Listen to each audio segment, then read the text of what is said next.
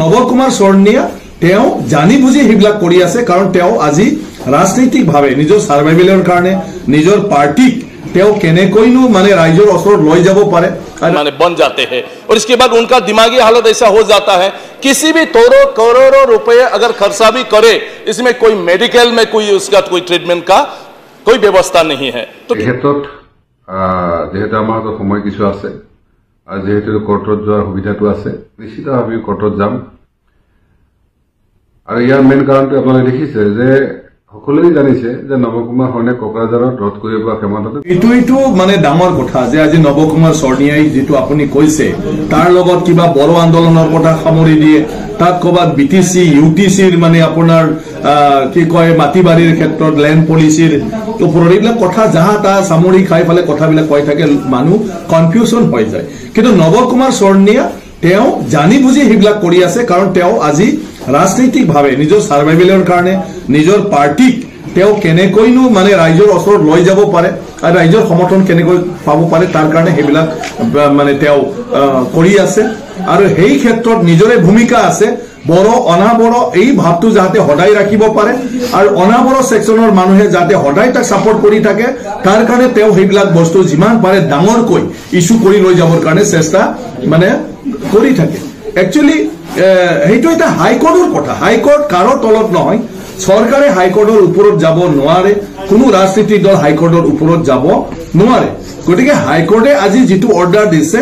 সেই অর্ডারের উপরত গতে বস্তুটো চালি জাৰি চাব যিসকল মাটিবাৰীৰ লগত মানে সম্পৰ্ক থকা কৰ্তৃপক্ষ যদি কয়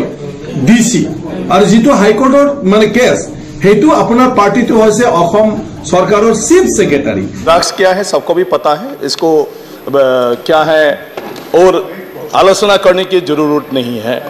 लेकिन हम इसको हमारी समाज में कैसे रोक सकता है और हमारी आने वाली जो नई पीढ़ी है इन पीढ़ी को हम कैसे बचा सकता है और सही दिशा हम कैसे दिखा सकते हैं ये सबसे क्या है सोचने के लिए जरूरत एक बात हुए है। तो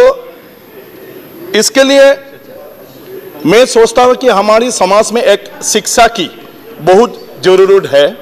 कि ड्रग्स क्या है इसको लोगों को पता होना चाहिए। ड्रग्स के बारे में हम लोग बात करते रहते हैं लेकिन हम खुद नहीं जानते ड्रग्स क्या है, ये हीरोइन क्या होता है, ये ब्राउन शुगर क्या होता है, ना कभी देखा ना कभी टेस्ट करने को मिला। मुझे पता नहीं इस संसद में अगर कोई इसका एक्सपीरियंस है तो मुझे इतना पता नहीं है लेकिन लोगों को पता नहीं एक्चुअली ड्रग्स क्या है। कभी कभी जो नशीली दवाई के बारे में बोलता है कि कोई कॉफ सिरप भी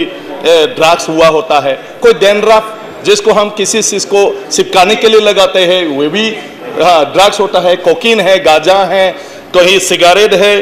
भांग है, हुक्का है,